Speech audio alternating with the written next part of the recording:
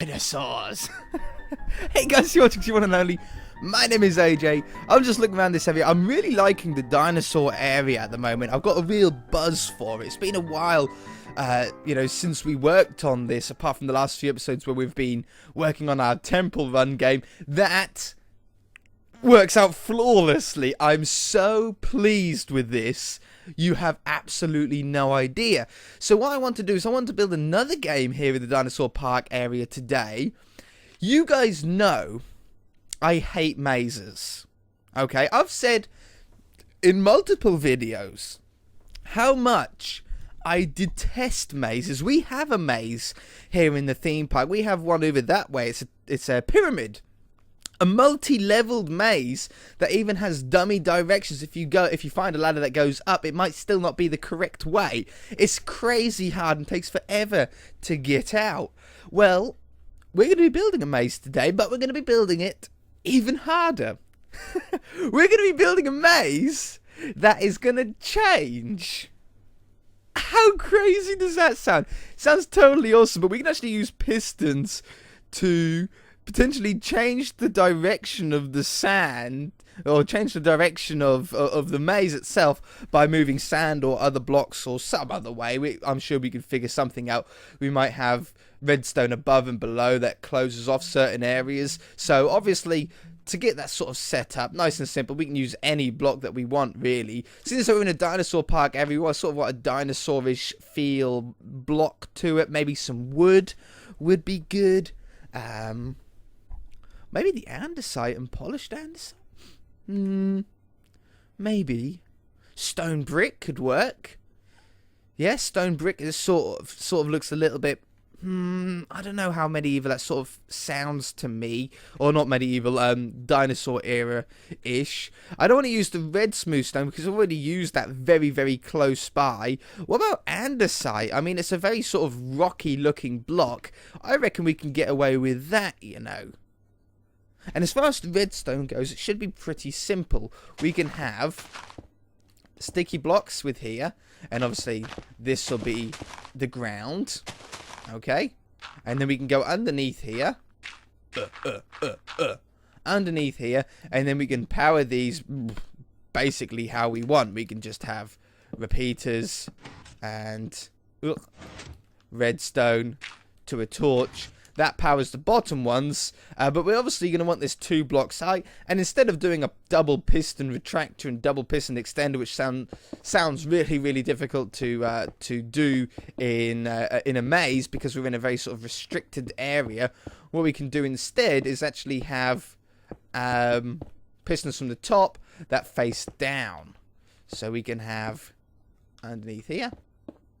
Oh, I can't see them. I thought I'd be able to see them there. We can have it like this.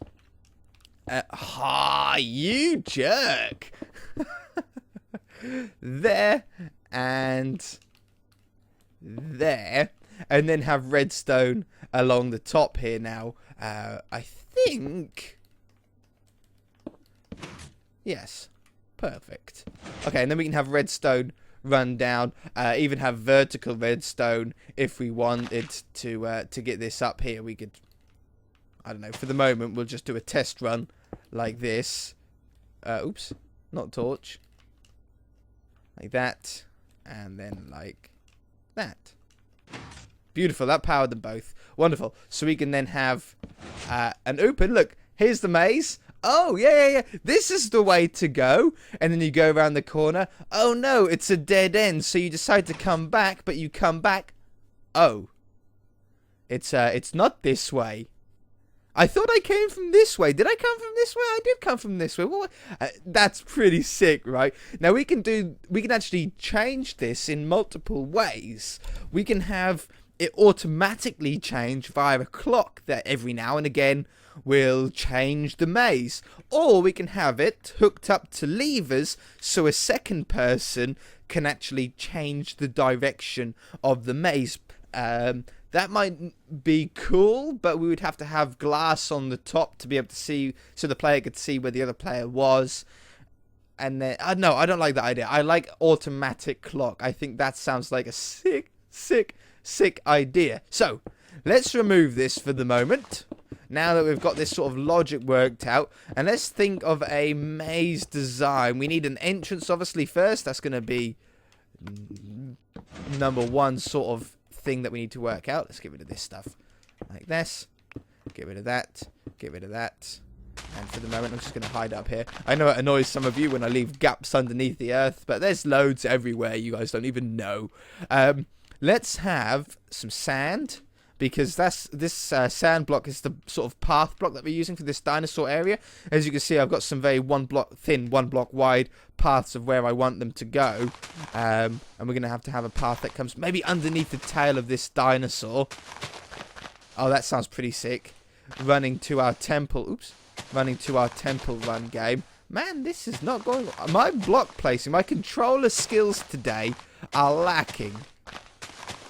So we can have this one go this way. There we go. I've got the controller under control now. How are we going to get it across? I had it here a minute ago. Oh, yeah, we can come underneath the mouth of this one through here. We've got a load more sort of jungle trees and stuff to grow around this area, make it more of a jungle feel. But until we get a load of rides in this area, I don't want to sort of fill it in. People have been saying put a roller coaster around this area that goes through all the dinosaurs. I really like that idea, like a roller coaster / monorail that sort of covers the dinosaur area. And all the rides that you can go above the temple run and stuff like that. I think I like that idea, so we're going to do that. Now, how big do we want this? It doesn't need to be huge because it's going to change. I think that's where I was actually before. I suppose if those trees are in the way, we can get them out of the way, can't we? We can move them. Okay, so the entrance is going to be somewhere around here. And we're going to want... Well, we're doing I done a 2-wide entrance on that tutorial... But not necessarily does it need to be 2 blocks wide. It could be 1 block wide, couldn't it? It's less redstone, more compact. We can make it a harder maze by doing so. Okay, I like that idea. So, I think every maze should always start with 3 directions that you can go. Which would be, as you come in, either forward, left, or right. Now we want one of the directions to end off relatively early. So what we'll do is we'll have the way to the right be a dead-end route. This way doesn't lead anywhere no matter what way you go. Look, we'll have a dead end there. And then we'll weave this around like that. So if you turn right, it goes to a dead end. In fact, we can sort of have it... I like that. I like really, really tricking people. I don't like it when I do that. Like that. Yeah, perfect. Okay. Like that. So the way to the right is wrong. Now, the next thing that we need to work out is where the finish is going to be. Now, the finish is a 1-story maze. So there's not going to be multiple levels to it because we've got redstone that's going to be above the maze. But we need an exit, and I think an exit over here maybe would be a good spot with the path leading back to the temple run area. So if we draw this line out to maybe there, sounds good to me. This will be the exit. All we've got to do now is actually make a correct route from the start to the exit, and then we can do all the dummy ways in between. But first you sort of want to work out the correct way. So what we're going to do is make sure you always have an area like this, an odd number wide for extra routes. Otherwise you end up with a sort of 2-block area and it looks really weird. I'm sure we'll end up making a mistake somewhere in having that in there, but it shouldn't matter too much. Okay, I think I actually want this to sort of go up here, that block, take that one away. I think I want it like that. So even when you get to this point, you still might go the wrong way and turn to the right instead. Like that or something. I think that's good. Okay, so this is currently the correct way out. I don't want to put in this wall yet around this side because we don't really know how wide we're going to go, how big it's going to end up being. I tell you what's probably a good idea is actually just to build a solid route first. Yeah? A solid route first of what way you need to go.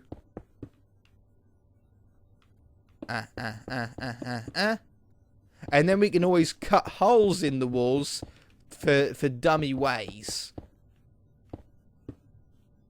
So at the moment, the start's here. Yeah, do you know what I mean? I think you guys see what I mean here.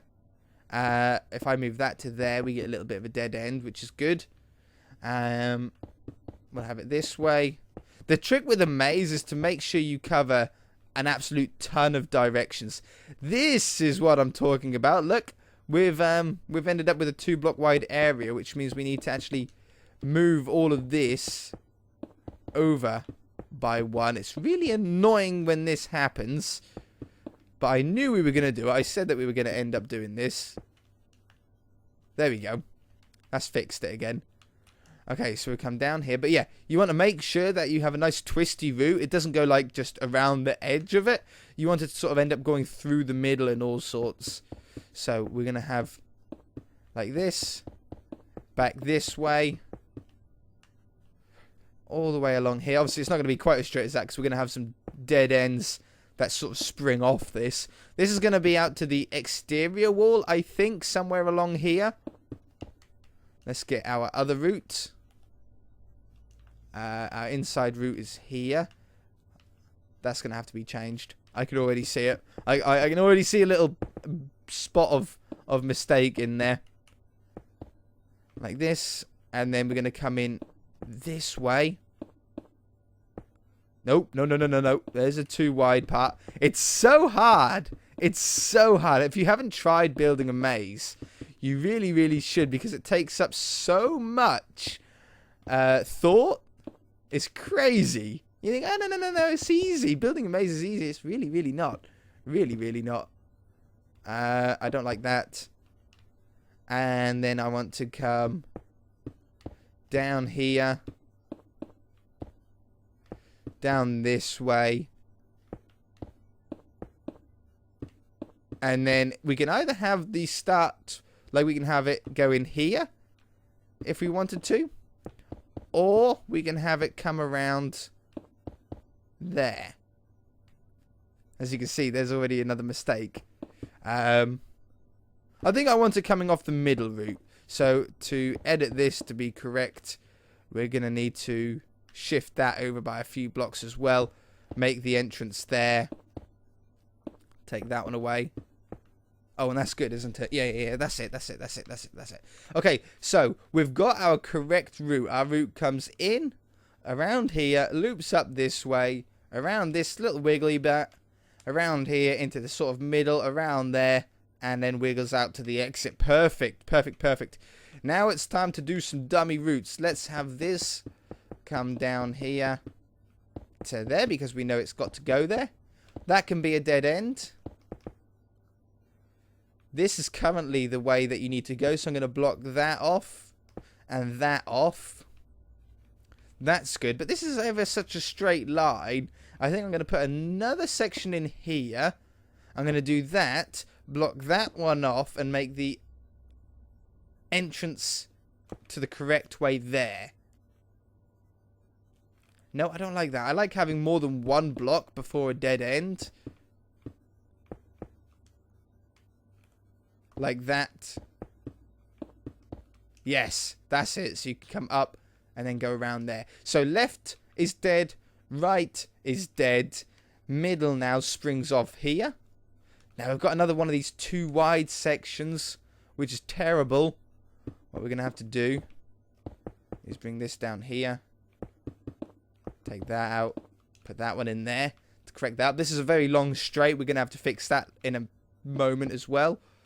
Let's have that hook like that. That hook like that. That can go in there for a dead end there. Perfect. Okay, yeah, this part is way too straight. I really dislike that. So we're going to have to change this section up. I think I want to have this come in here. Maybe go to a dead end there. But this is actually the route that we need to go. So we need to sort of have this bend around the side here now. Around there. Maybe then around this way. Into there to the finish. Okay. It's being modified as it goes. But remember, we're actually going to end up blocking ourselves off. So we might want an extra route to the finish. And actually have 2 routes, but only one of them is open at a time. Okay. We know now that this and this are down the sides here to complete the actual size of the maze. Beautiful. I want an exit coming off there. Oops. Like, no, there, sorry. Like that. And we want one. I think I want to be evil and do that. I want to be evil and do this. Put a hole in there. Like that. And do that. Okay, so we've got the correct route. Let's see if we can do... This is hard. Let's see if I can just do it on the floor. We know it's forward. We should be able to do it without a problem. I can't see us having a problem doing it. Around here. You always check it in case you have actually, for some reason, somehow, ended up blocking off the correct way. Like that. Now, I can already see a couple of things that I want to change.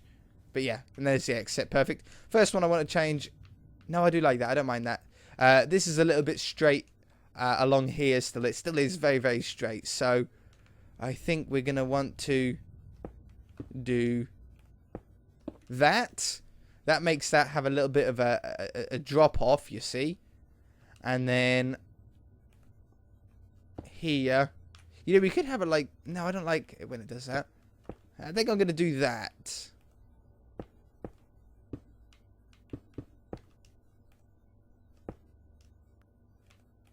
Nearly what I want. I like that. But now this end, dead end, that's like that. Yeah, that's good. That's a pretty sick maze. Okay, now we need to figure out where we're going to change. I hit my zip on my... Yeah, my zip on my microphone. That might have made a funny noise. Now we need to find out where we want pistons to go to change the route. Now, I'm sure we're actually going to make it impossible to do at some times. So that you're going to have a little bit of luck to get through extremely quickly. So I think probably having a piston there to change a wall would be good. Maybe having a piston...